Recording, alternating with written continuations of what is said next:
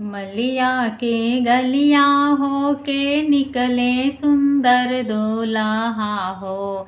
मलिया के गलिया हो के निकले सुंदर दुल्हा हो। कर लगले मऊरू के मोल सुंदर दुल्हा हो। कर लगले मऊरू के मोल सुंदर दुल्हा हो।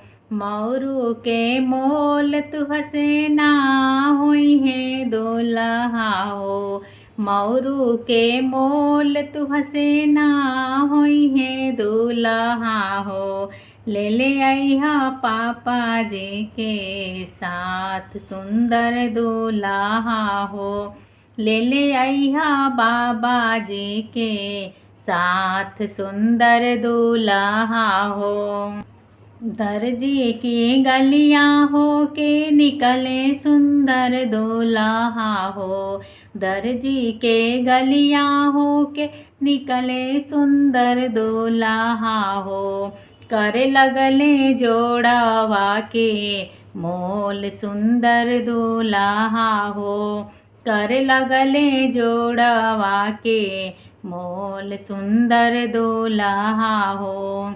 जोड़वा के मोल तुहसे ना होई है दुल्हा हो। जोड़वा के मोल तुहसे ना होई है दुल्हा हो। ले ले आइहा चाचा जी के संग सुंदर दुल्हा हो।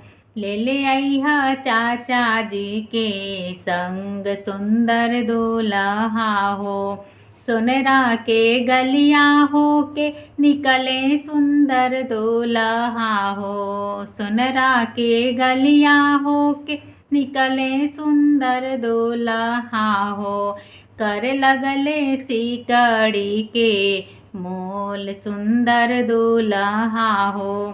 कर लगले सिकड़ी के मोल सुंदर दुल्हा हो।